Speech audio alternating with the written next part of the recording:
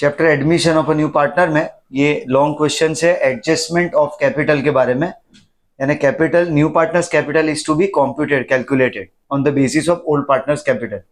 New partner का capital सब में दिया नहीं है, ओल्ड पार्टनर के कैपिटल को बेस बना के न्यू पार्टनर का कैपिटल कैलकुलेट करना है और उसकी नेसेसरी एंट्री पास करनी है। दोनों क्वेश्चन सेम ट्रैक पे है, सिर्फ कैपिटल कैलकुलेशन का बेस दोनों में डिफरेंट है। ये क्वेश्चन में दो पार्टनर है A and E sharing profit and losses in the proportion of 2:1. A1 is admitted. A sacrifice 1/12 from his share and E sacrifice 1/6 from his share. तो A का sacrifice 1/12 है और E का sacrifice 1/6 है। sacrifice में base same करे तो 1/12 and 2/12 is sacrifice of A and E respectively. It means sacrificing ratio of A and E is 1:2, जिसकी जरूरत पड़ेगी हमें for goodwill accounting entry. तो शेयर ऑफ A1 पहले कैलकुलेट करते हैं जो दोनों पार्टनर के सेक्रीफाइस के एडिशन के बराबर होगा। तो sacrifice of A is 1/12 and sacrifice of E is 2/12। तो share of A1 is 3/12 1/4। Sacrificing ratio of A and E is computed as 1:2. Now necessary format: revaluation, capital, bank account and balance sheet. First of all, opening balances of their capital and bank balance. General reserve is to be distributed in all profit sharing ratio 11,200 and 5,600 as per old PSR of 2:1. Now A1 bring her share of goodwill in cash. Firm's goodwill is given as 90,000 and A1 share in goodwill is 1/4, that is 22,500. Now new partner brings in cash, so necessary entry is bank to premium for goodwill and premium for goodwill to A and E in their sacrificing ratio, which is 1:2. So 22,500 is credited to A and E's capital 7,500 and 15,000. इसका posting पहले bank account में debit side पे premium for goodwill 22,500 and then credit side of partners capital account by premium for goodwill 7,500 and 15,000. After that, revaluation entries.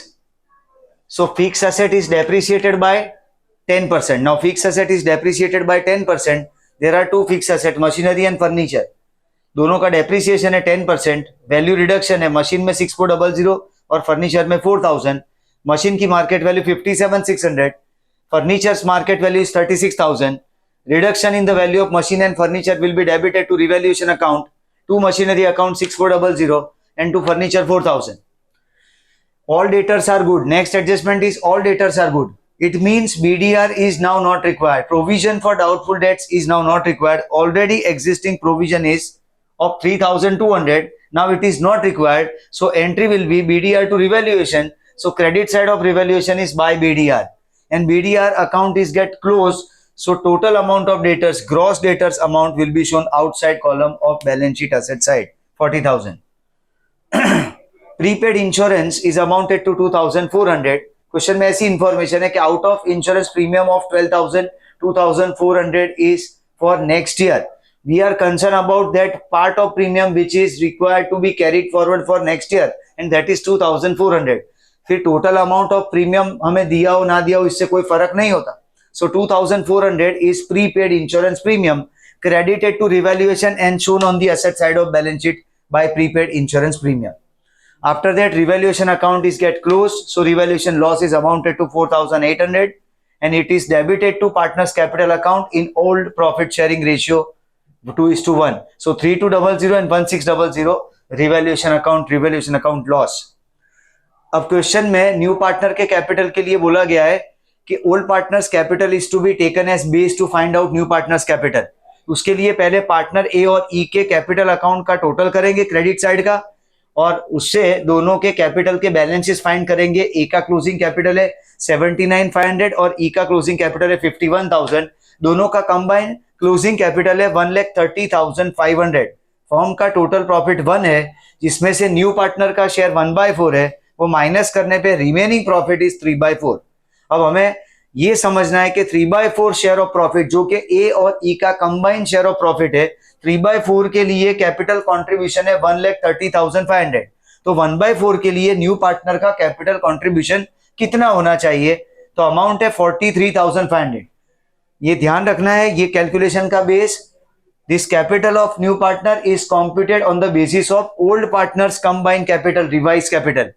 A and E's combined revised capital. Revised capital means after all adjustment of accumulated profits, revaluation entries, final closing capital is 1,30,500, which is combined capital of partner A and E, and it is for 3/4 share of profit because firm's total profit is 1 and new partner share of profit is 1/4. So remaining profit is 3/4.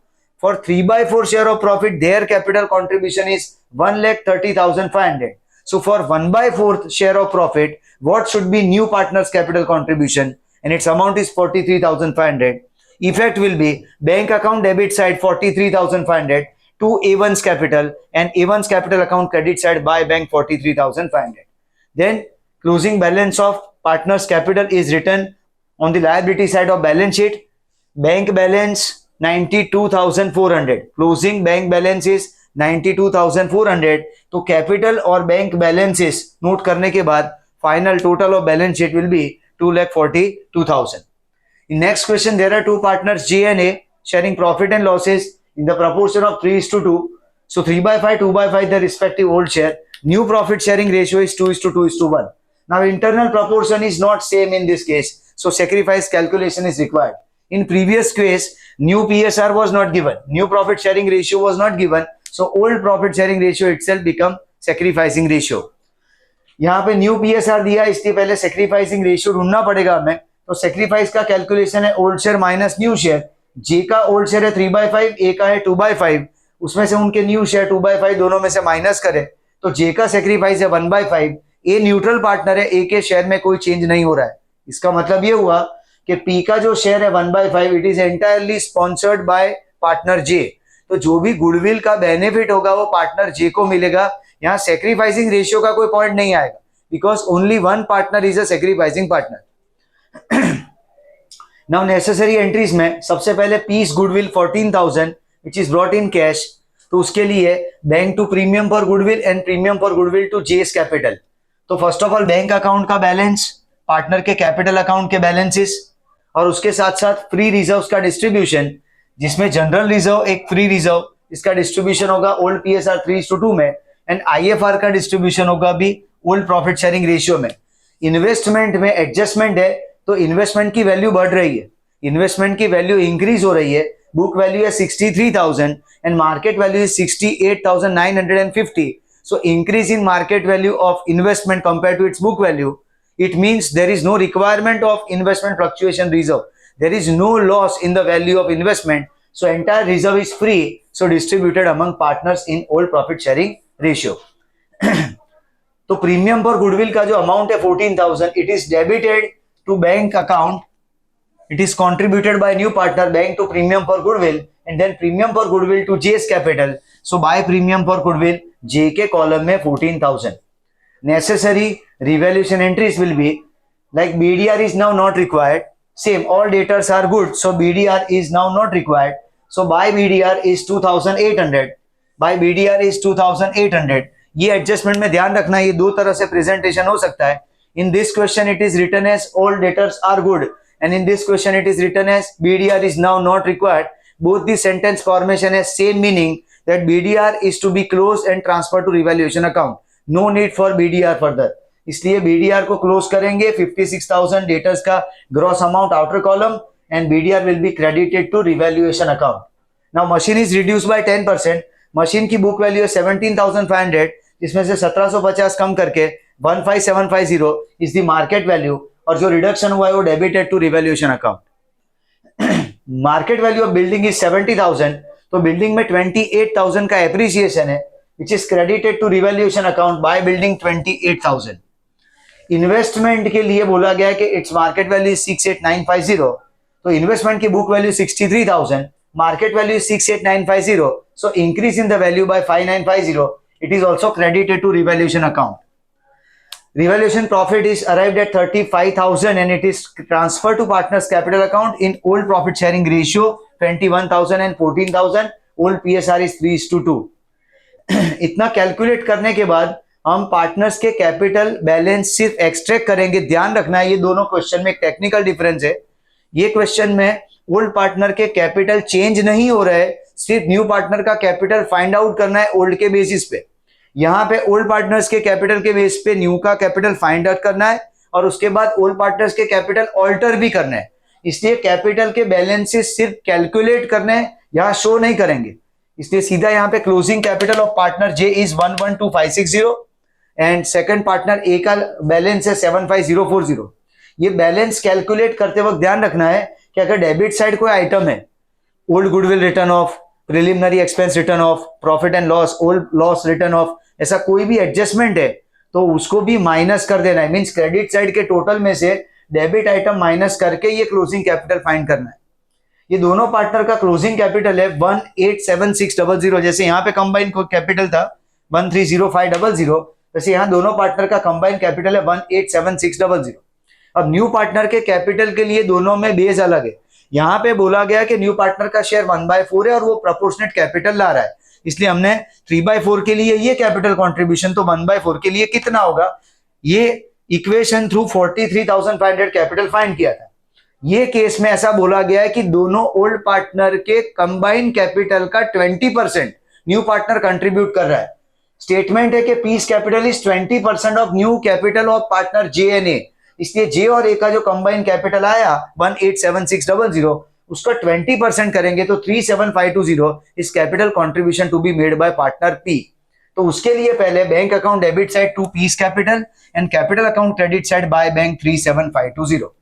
Now next step is to alter capital of old partners, which is to be in their new profit sharing ratio. Their new internal proportion is equal because new profit sharing ratio of J, A and P is 2:2:1. तो J और A की बात करें तो उनका internal proportion same है 2/5 2/5। तो यहाँ पे इनकी जो कैपिटल है 187600, उसको दोनों को इक्वली डिस्ट्रीब्यूट करेंगे। 2:2 उनका प्रोपोर्शन है, यानी 1:1 हुआ, इक्वल डिस्ट्रीब्यूशन हुआ, तो दोनों पार्टनर की रिक्वायर्ड क्लोजिंग कैपिटल यानी रिवाइज क्लोजिंग कैपिटल इज 93800, यानी ये कैपिटल उनको रखनी है। अब सिचुएशन क्या है, जे की कैपिटल ज्यादा है, उसको जो रखनी है वो कैपिटल 93800 है, उसका एक्स्ट्रा, इसलिए वो विड्रॉ करेगा, क्योंकि बोला गया है कि कैपिटल एडजस्ट करने के बाद जो भी डिफरेंस आता है, अब डिफरेंस के लिए दो आउटकम हो सकते हैं, एक कैश बैंक थ्रू एंट्री पास करनी है और दूसरा करंट अकाउंट ओपन करना है। क्वेश्चन में क्लियर इंफॉर्मेशन है कि डिफरेंस की एंट्री हमें कैश थ्रू यानी बैंक अकाउंट थ्रू पास करनी है। इसलिए पहले पार्टनर जे के केस में उसका कैपिटल ज्यादा है, एक्स्ट्रा है, तो वो विड्रॉ करेगा, और दूसरे पार्टनर के केस में कैपिटल उसका कम है, रिक्वायर्ड कैपिटल 93,800 है और एग्जिस्टिंग कैपिटल 75040 है, यानी उसका रिक्वायर्ड कैपिटल कम है, एग्जिस्टिंग कैपिटल कम है रिक्वायर्ड कैपिटल से, यानी उसको कंट्रीब्यूट करना पड़ेगा।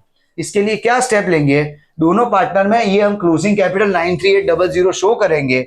जे में क्रेडिट साइड का टोटल ज्यादा है, इसलिए डिफरेंस उसका डेबिट साइड आएगा 18760, इतना कैश वो विड्रॉ करेगा, तो टू बैंक लिखेंगे यहाँ पे, और बैंक अकाउंट क्रेडिट साइड आएगा बाय जेस कैपिटल 18760। पार्टनर ए के केस में डेबिट साइड का टोटल ज्यादा है 93800, तो डिफरेंस क्रेडिट साइड आएगा 18760। ये required cash to be contributed by partner A, इसलिए यहाँ पे debit side of bank account लिखेंगे टू एस कैपिटल 18760, और इसके बाद बैंक अकाउंट का बैलेंस फाइनल ये होगा 90720, जो कि हम शो करेंगे balance sheet asset side 90720 as bank balance. Capital के बैलेंसेस तीनों पार्टनर के, जे का 93800, ए का 93800 और पी का है 37520। So total capital of all three partners of revise firm is 2,25,120 and balance sheet total is arrived at 301,420. Thank you.